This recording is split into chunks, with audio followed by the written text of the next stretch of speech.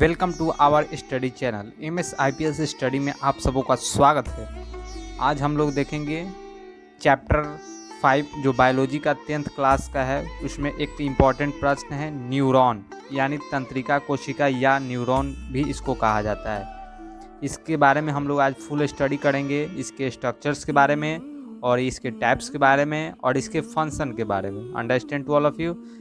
चलिए, अगर हमारे इस चैनल को अभी तक आप लाइक नहीं किए हैं, सब्सक्राइब नहीं किए हैं तो तुरंत कर लें और इसको ज़्यादा से ज़्यादा अपने दोस्तों के साथ शेयर करें। सबसे पहले आप ये जो चित्र आप स्क्रीन पे देख पा रहे हैं, यही क्या है, तंत्रिका कोशिका की संरचना है, ठीक है, या उसका डायग्राम है न्यूरॉन का। सबसे पहले इसका पूरे नामकरण को हम लोग देखते हैं। सबसे ऊपर में है डेंड्राइट्स, जो यहाँ पे आप इस भाग को देख रहे हैं, ये डेंड्राइट्स है। अंडरस्टैंड। इसके बाद यहाँ पे नीचे जो यहाँ पे डॉट डॉट डॉट डॉट जो आपको दिखाई दे रहा है, इसी को हम लोग क्या बोलते हैं, साइटोन बोलते हैं। क्या बोलते हैं? साइटोन। और यहाँ पे जो आपको एक केंद्रक जो दिखाई दे रहा है आपके स्क्रीन पे, जैसे कि आप लोग देख पा रहे हैं, ये हमारा केंद्रक है, ठीक है। इसके बाद देखिए यहाँ पे नीचे में एक्सॉन, इसको हम लोग एक्सॉन बोलते हैं। अंडरस्टैंड। फिर यहाँ पे देखिए, यहाँ पे श्वान कोशिका है, यहाँ पे क्या है, श्वान कोशिका। फिर यहाँ पे आप देखिए रेनवियर के नोट्स है। क्या है? रेनवियर के नोट्स है। और यहाँ पे जो आप देख पा रहे हैं, यहाँ पे जस्ट मेडुलरी या माइलिन शीथ है। क्या है? मेडुलरी या माइलिन शीथ भी बोलते हैं। और यहाँ पे आप देख रहे हैं एक्सॉन बल्ब, इसको क्या बोलते हैं, एक्सॉन बल्ब, जो कि आप यहाँ पे देख पा रहे हैं। और सबसे नीचे में जो है सूत्र में युग्मक जो है गांठे है। सूत्र युग्मक क्या है? गांठे। अंडरस्टैंड।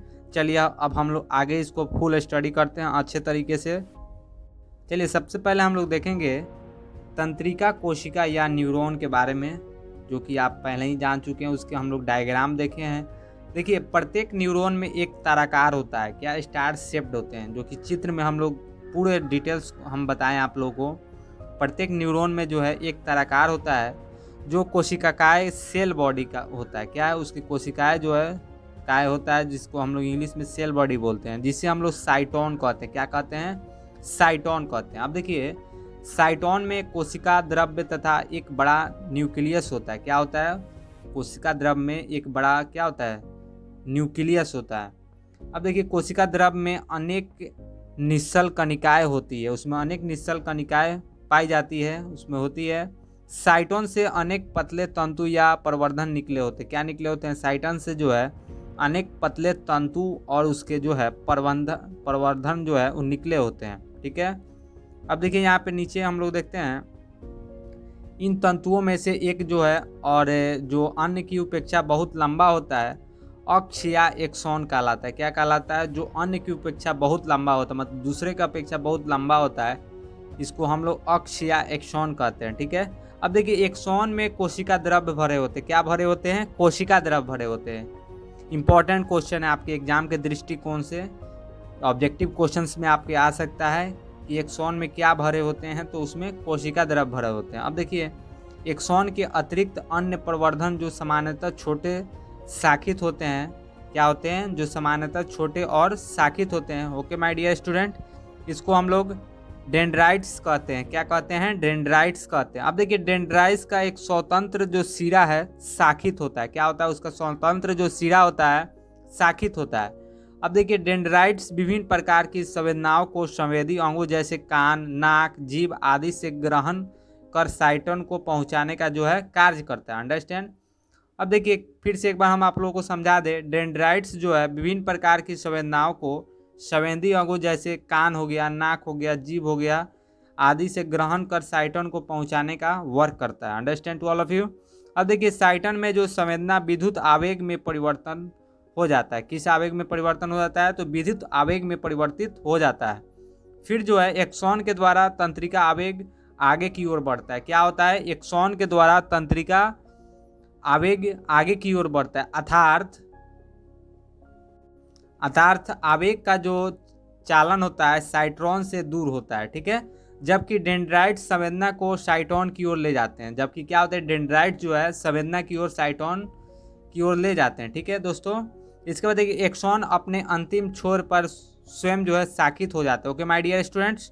और प्रत्येक शाखा सूक्ष्म गांठ जैसी रचना में जो है समाप्त हो जाती है। क्या होती है? प्रत्येक जो शाखा होती है सूक्ष्म गांठ जैसी संरचना में समाप्त हो जाती है, जिन्हें हम लोग सूत्रयुग्मक गांठें या साइनेप्टिक नॉब्स कहते हैं। क्या कहते हैं? सूत्रयुग्मक गांठें या साइनेप्टिक नॉब्स कहते हैं। ठीक है, अब देखिए मेरे प्यारे छात्रों, एक्सॉन या तो पेशियों या ग्रंथियों जैसे अंगों में जो समाप्त हो जाते हैं, जहां ये उन अंगों को उत्तेजित करते हैं। क्या करते हैं? उन अंगों को उत्तेजित करते हैं, या जो है दूसरे न्यूरॉन या डेंड्राइट से जुड़कर संपर्क स्थापित करते हैं। क्या करते हैं? संपर्क स्थापित करते हैं।